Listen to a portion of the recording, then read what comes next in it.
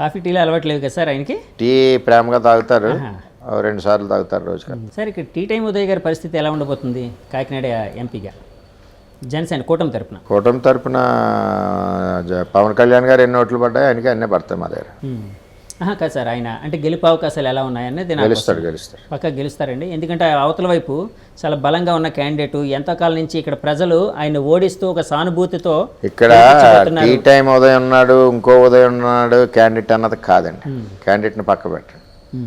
ఇక్కడ పవన్ కళ్యాణ్ గారు పిఠాపురం పోటీ చేయడం వలన, కూటమి మేము అందరం బలంగా పనిచేయడం వలన ఇక్కడ మంచి మెజార్టీ వస్తుంది. అలాగే మిగిలిన కాన్స్టిట్యున్సీలు అన్నీ కూడా టీడీపీలు బలంగా ఉన్నాయి కాబట్టి మంచి మెజార్టీ వస్తుంది. వ్యక్తితో సంబంధం లేదు సార్. చాలామంది ఓన్లీ పవన్ కళ్యాణ్ గారు ఉండవాలి. ఓకే, చాలామంది అనుకుంటున్న ఒక మాట అయితే అడుగుతాను సార్. అంటే మీరు సీనియర్ నాయకులు దగ్గరగా ఉంటారు అందరికీ అని, కాబట్టి నేను అడుగుతున్నాను. యాక్చువల్ చంద్రబాబు నాయుడు గారు కూడా కూటమి అధికారంలోకి వస్తే అల్టిమేట్గా చంద్రబాబు గారు సీఎం. కానీ చంద్రబాబు గారు పూర్తికాలం సీఎంగా ఉండరు. ఒక సంవత్సరం 2 ఏళ్ల తర్వాత లోకేష్ గారిని సీఎం అని చేయబోతున్నారు అన్న ఒక మాట అయితే వినిపిస్తుందండి. ఆ పెద్ద విషయాలు నా ఆలోచనలు లేవండి, నాకు అంత ఆలోచన కూడా నేను చేయను. ఒకవేళ అలా అయితే బాగుంటుందని అనుకుంటున్నారా మీరు? చంద్రబాబు నాయుడు గారి నిర్ణయం, కూటమి ప్రభుత్వం కదా, కూటమి నిర్ణయాలు చంద్రబాబు నాయుడు గారు ఆలోచన బట్టి. అంటే ఇప్పుడు కూటమి ప్రభుత్వం ఏర్పడిన తర్వాత ఇప్పుడు చంద్రబాబు గారు సీఎంగా ఉన్న పవన్ కళ్యాణ్ గారికి కూడా అంతే అధికారం ఉంటుంది అంటే అన్ని నిర్ణయాల్లో ఆయన భాగస్వామ్యం కూడా ఉంటుందని భావిస్తున్నారా సార్? కూటమి మేనిఫెస్టో ఇచ్చారు కదా, కలిసి ఇచ్చినప్పుడు కలిసే ఉంటుంది అంత. కానీ కూటమి మేనిఫెస్టో విషయంలోనే ఆ టైంలోనే అక్కడ బీజేపీ అధికార ప్రతినిధి అది పట్టుకోవడానికి కూడా ఇష్టపడలేదు అని వైసీపీ వాళ్ళు చాలా ప్రొజెక్ట్ చేశారు. సరే, ఇంకా కుక్కలు బోళ్ళు మరుగుతుంటాయండి, ఆ వైసీపీ కుక్కలు రోజు మరుగుతుంటే వాళ్ళ గురించి పట్టించుకోగలదు సార్. ఇప్పుడు లోకేష్ గారి భవిష్యత్తు ఎలా ఉంటే బాగుంటుందని మీరు భావిస్తున్నారు? ఆయనలో నచ్చే అంశాలు ఏంటి మీకు? ఆయన ఈరోజు లోకేష్ గారు ఈరోజు తెలుగుదేశం పార్టీలో ఒక సిస్టాన్ని ఇంప్లిమెంట్ చేసి 60 లక్షల మంది కార్యకర్తలను పెట్టి ఎన్రోల్ చేసి 60 లక్షల మంది కుటుంబాలకు కూడా ఏవైనా సరే ఇన్సూరెన్స్ సిస్టమ్ మొట్టమొదట పెట్టింది నారా లోకేష్ గారు. పార్టీలో ఇన్సూరెన్స్ కార్యకర్తలకు పెట్టి, కార్యకర్తలు ఎవరైనా ప్రమాదవశాత్తు ఇదైనా చనిపోయి, అదేవిధంగా యోగాలంలో పార్టీకి కూడా మంచి మైలేజ్ వచ్చింది తెలుగుదేశం పార్టీకి యోగాలం పాదయాత్ర చేయడంలో. మరి పార్టీకి వెన్నెముగ్గా ఆయన కూడా మరి బ్రహ్మాండంగా పనిచేస్తూ ఉన్నారు. సార్, చాలామంది ప్రజల్లోని ఒక డౌట్ అయితే ఉందండి. యువగలం పాదయాత్రతో లోకేష్ గారు మొత్తం ఆల్మోస్ట్ చాలా ఎక్కువ కిలోమీటర్లు తిరిగారు, కొన్ని వేల కిలోమీటర్లు, దగ్గర 2500 3000 నాకు ఐడియా, 3000 చిల్లర కిలోమీటర్లు తిరిగారు. ఆయన యువగలాన్ని నేను కూడా చూశాను, చాలా బాగా జరిగింది, గొప్పగా జరిగింది. మీ అభిమానులు జనసేన వాళ్ళు అందరూ బాగా కోఆర్డినేట్ చేసుకున్నారు, బాగా జరిగింది. కానీ ఆయన ఎలక్షన్ ప్రచారానికి సంబంధించి పక్కన పెట్టారు, ఆయన చేత ఎక్కువ ప్రచారం చేయించలేదు అనే ఒక మాట అయితే ఉందండి. పక్కన పెట్టడం కరెక్ట్ కాదు, కానీ ఆయన కూడా వెళ్ళారు కదా అటు నార్త్ రాయలసీమ అది వెళ్ళారు. ఆయన కాన్స్టిట్యున్సీ మీద కొంచెం కాన్సన్ట్రేషన్ ఎక్కువ చేశారు. అంటే ఆయన ఎలాగైనా ఓడించాలని చెప్పి అవతల వాళ్ళు ప్రయత్నించడం వల్ల ఆయన ఎక్కువ అక్కడే కన్ఫైన్ అయిపోవాల్సి వచ్చిందా అండి ఆ నియోజకవర్గం? అలాగనే ఏం కాదు, ఆయన కాన్స్టిట్యున్సీ కొంచెం టైం స్పెండ్ చేశారు, అదేవిధంగా పార్టీ ఆఫీస్లో వర్క్ చేశారు. సార్, పవన్ కళ్యాణ్ గారి విషయంలో అంటే మీరు ఒక మాట మొన్న ఎక్కడో అన్నారు, ఏదో ఒక సందర్భంలో ఆయన మీకు దాహం వేస్తుందని చెప్పి ఆయన వెళ్ళి వాటర్ బాటిల్ తీసుకుని వచ్చారు సంథింగ్ ఏదో అని ఒక మాట అన్నారు. ఏంటి సార్ అది సిచ్యుయేషన్? అంటే అది తప్పుగా మీరు చెప్పకూడదు, సంస్కారం. అదే అందుకే అటువంటి వ్యక్తి దగ్గర కొంచెం నేర్చుకోవాల్సిన అవసరం. నేను ఆయన సంస్కారాన్ని చెప్తున్నాను, పాజిటివ్ వేలో చెప్తున్నాను, అడుగుతున్నాను. ఆయన కమ్యూనిస్ట్ భావాలు ఉన్న వ్యక్తి. అవును, మనం ఒకరికి పని చెప్పాలని చూస్తాం, పవన్ కళ్యాణ్ గారు ఇంకొకరికి పని చెప్పడానికి చూడడం, ఆయన పని ఆయన చేసుకోవాలని చూస్తారు. అంటే ఇప్పుడు ఎంత వయసు వచ్చినా మనం జర్నీ చేసే విధానంలో కలిసి మిత్రుల వలన కొన్ని మంచి ఆలోచనలు మంచి పనులు నేర్చుకోవాల్సిన ఆవశ్యకత కూడా ఉంది. ఎందుకంటే ఈ రోజు వరకు కూడా మనం 100% స్టూడెంట్ కాదు, పాస్ అయిన స్టూడెంట్ కాదు. అంటే ఇప్పుడు ఈవేళ మిమ్మల్ని కలిసాం, మీ దగ్గర మంచి ఏదైనా ఉన్నప్పుడు నేను దాన్ని రిసీవ్ చేసుకోవాలని అవసరం ఉంది. నేను పవన్ కళ్యాణ్ గారిని కలిశాను, నాకు ఆయన దాంట్లో కొన్ని విషయాలు నచ్చినాయి, నేను చాలా సిగ్గుపడ్డాను ఆ టైంలో. నచ్చిన ఇదే మీరు అడిగిన క్వశ్చన్కే చెప్తున్నాను. మంచినీళ్ళు మీరు అన్నారు చూసారా, ఆ ఇచ్చిన విధానంలో నేను చాలా సైఫీలే. ఆయన జనరల్గా ఆయన కొంచెం అనీజీగా ఉంటే ఇలా చూసారు, గబుక్కుని ఆయన ఐడెంటిఫై చేసి ఇచ్చారు. ఆయన వెళ్ళి స్వయంగా తీసుకుని వచ్చి అంటే అది గొప్పని అన్న సంస్కారం, అది ఆయన యొక్క సంస్కారం, అది ఆయన యొక్క వ్యక్తిత్వం, ఆయన యొక్క బిహేవియర్, అది నేనే కాదు ఎవరన్నా ఆయన సిస్టమ్ అది. ఓకే, మనం ఏం చేస్తాం, ఎవరినో పిలుస్తామంటాం. నేను ఇప్పుడు ఆ సిస్టంలో పోయాను. నేను ప్రశ్నించుకున్నాను, ఆయన స్థాయి ఏంటి, ఆయన ఏంటి, ఆయన ప్రవర్తన ఏంటి, మనం నేర్చుకోవాల్సిన విషయం అది. నేర్చుకున్నాం. మీకు బాలయ్య గారి సినిమాలు బాగా ఇష్టమా, పవన్ కళ్యాణ్ గారి సినిమాలు బాగా ఇష్టమా? సినిమాలు ఎక్కువ చూడండి. ఏదైనా హిట్ అంటే గబ్బర్ సింగ్ చూశాను 2 సార్లు. హిట్ సినిమాలు అంటే చూస్తుంటాం అంతే. ఎప్పుడు సినిమాకి వెళ్ళడం కూడా ఇబ్బందే కదా మాకు. కానీ ఎప్పుడో అంటే ఇంకా ఫ్యామిలీతో వెళ్ళాల్సి రావచ్చు కదండి అందరూ సరదాగా కొన్నిసార్లు. సార్ అలాంటి సమయం దొరుకుతుందా సార్ మీ రాజకీయ నాయకులు, లేకపోతే మీకు కష్టం? మీరు ఎలా బ్యాలెన్స్ చేస్తారు సార్? అంటే యాక్చువల్గా నాయకులు అనగానే ప్రజలకు ఎప్పుడూ అందుబాటులో 24/7 అందుబాటులో ఉండాలి. అందుబాటులో అంటే ఎంత మంచి చేసినా ఒక్కసారి అందుబాటులో లేకపోతే వాడు తిడతాడు అవతల వాడు, నాకు పలానా నాయకుడు పలానా పని చేయలేదనో, లేకపోతే నాకు అందుబాటులో లేడనో, ఏదేదో రకరకాలుగా. అంటే ఎంత మంచి చేసినా ఒక చిన్న పొరపాటు జరిగితే అది బ్యాడ్ అయిపోద్ది. సో ఇలాంటి దాన్ని ఎలా బ్యాలెన్స్ చేస్తూ ఉంటారు మీరు? గత 20 ఏళ్ళగా 22 ఏళ్ళగా ఎలా బ్యాలెన్స్ చేస్తున్నారు? అంటే ఎలాగా? అంటే ఫ్యామిలీకి సమయం కేటాయిస్తూ జనాన్ని సమన్వయపరుస్తూ మీ కార్యకర్తలకి సమన్వయం చేస్తారు. ఫ్యామిలీ కంటే జనాలకి ప్రిఫరెన్స్ ఎక్కువ ఇస్తాం. మీకు తెలియదే ఉందండి, కొంచెంసేపు భార్య దగ్గర కొంచెం లవ్లీగా 2 కవులు చెప్తే వాళ్ళు మళ్ళీ వారం రోజులు మన జోలికి రారు.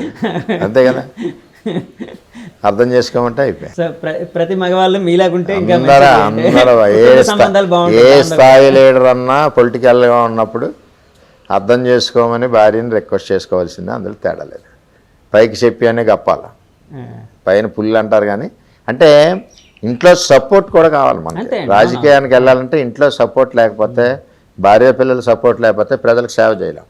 ఆ సపోర్ట్ నాకు మెండుగా ఉంది, నాకు నిండుగా ఉంది సపోర్ట్. చాలా మంది పెద్దవాళ్ళు అంటూ ఉంటారు కదండి, దేశానికి రాజైనా తల్లికి కొడుకే, అలాగే ఎంత గొప్పోడైనా కొంత మనం కూడా కొంత టైంలో వాళ్ళకి కొంచెం రెస్పాండ్ అవుతే వాళ్ళు కూడా మన జోలికి రారు. సార్ మీరు మేడం గారు భువనేశ్వర్ గారు అప్పట్లో వచ్చారు, ఆవిడ కూడా తిరిగారు కదండి. సో ఆవిడ యాక్చువల్గా అంతకుముందు ఎప్పుడు రాజకీయాల్లో ప్రత్యక్షంగా పాల్గొలేదు. కానీ చంద్రబాబు గారు జైలు ఉదంతం తర్వాత ఆవిడ జనంలోకి రావడం, జనంతో మమేకం అవడం, అంటే మీ పార్టీ విధానాలను బయటికి తీసుకుని వెళ్ళడం, అక్కడ చంద్రబాబు గారు ఉదంతంలో చనిపోయినా లేకపోతే అందులో వాళ్ళకి ఎవరైతే సఫర్ అయ్యారో వాళ్ళందరికీ హెల్ప్ చేయడం ఇలాంటివన్నీ చేశారు కదండి. మేడం గారిని అంటే భువనేశ్వర్ గారిని చూడగానే మీకు ఏమనిపించింది? ఆమె ఆలోచన విధానం అంతా చూసి ఏమనిపించిందండి? ఆవిడ మాకు తల్లి సమానులు.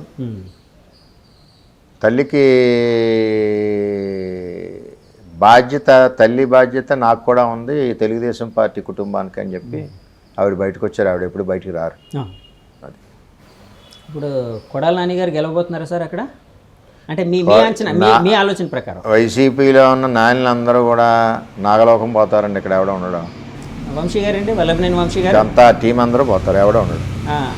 ఇప్పుడు యాక్చువల్గా అంటే మీరు చాలాసార్లు ఒక మాట అన్నారు, టీడీపీ నాయకులు వాళ్ళందరూ ప్రతీకార రాజకీయాలు చేస్తున్నారు వైసీపీ నాయకులని, అంటే మీ మీద కొంత దాడులు చేస్తున్నారని ఇట్లాగని రకరకాల ఆరోపించారు. అంటే అందులో నిజాలు సరే బయట జనానికి అంటే ఓటు రూపంలో తెలుస్తాయి. అట్లాగే మీ గవర్నమెంట్ ఒకవేళ వస్తే మీరేమైనా ప్రతీకారమైన చర్యలు తీసుకునే అవకాశం ఏమైనా ఉందా వాళ్ళ మీద? ప్రతీకార చర్యలు తీసుకోవడానికి రౌడీలం కాదు కదా మేము. చట్టరీత్యా చట్టాన్ని డీవియేట్ చేసి నువ్వు తప్పు ఏమైనా చేసినా ఆఫీసర్ అవునంటే రాజకీయ నాయకుడైనా కేసుని రీఓపెన్ చేసి అవతల వ్యక్తి ఏదైతే న్యాయం జరగకుండా నష్టపోయాడో అతనికి న్యాయం జరిగేలాగా ప్రభుత్వం ముందుకెళ్తుంది. అంతే, చట్టానికి లోబడి ఉంటుంది ఏదన్నా. మీరు గంజాయి అమ్మారు, క్యాసినో క్లబ్ నడిపారు, ఇది క్లబ్ కాదు, ఇది మన ఇది మామూలుగా ఏదో అభిషేకం పూజ పెట్టుకున్నామని చెప్పి రిపోర్ట్ రాశారు పోలీసులు, మీకు కేసు నుంచి పక్క పెట్టారు. అది క్లబ్, అది నడిపింది, ఎవిడెన్స్, సీసీ ఫుటేజ్ అన్నీ ఉన్నాయి, అయినా మీరు న్యాయం చేయలేదు. మేము న్యాయం చేస్తాం. ఇప్పుడు మీరు గంజాయి అమ్ముతున్నారు, లేదు శివుడు ఈ బూది అన్నారు, అది ఈ బూది గంజాయి అన్నది ఇప్పుడు తేలుతారు. అంటే రెడ్ బుక్ ఉంది కదా, రెడ్ బుక్లోనే చట్ట ప్రకారం చేస్తారు. అదే కూడా చట్ట ప్రకారం సార్. చట్ట ప్రకారం. ఇప్పుడు జగన్మోహన్ రెడ్డి గారిలో మంచి విషయాలు ఏమైనా చెప్పాలంటే ఏం చెప్తారు సార్? మీకు నచ్చిన విషయాలు ఏమైనా ఉన్నాయా? మంచి విషయాలు మీకు నచ్చింది? జగన్మోహన్ రెడ్డి గారి నాకు మంచి విషయాలు ఏమున్నాయి? 50 కేసులు తెచ్చుకోవాలా మంచి నచ్చాలంటే. ఆయన రోల్ మోడల్ ఎవరికైతే కాదు, నాకు చంద్రబాబు నాయుడు రోల్ మోడల్ అంతే. తెలుగుదేశం పార్టీ చంద్రబాబు నాయుడు గారు అంటే నాకు ఆయన దగ్గర పనిచేయడం నాకు గర్వం. ఈ కొద్ది కాలంలో పవన్ కళ్యాణ్ గారి దగ్గర కూడా గర్వంగానే ఉంది, చాలా లవ్లీగా ఉంది, ఫ్రెండ్లీగా ఉంది. ఈ మధ్య ఎలక్షన్ తర్వాత మాట్లాడుకున్నారు సార్ మీరు పవన్ కళ్యాణ్ గారు? లేదు, తర్వాత కలవలేదు. కలవలేదు ఆయన.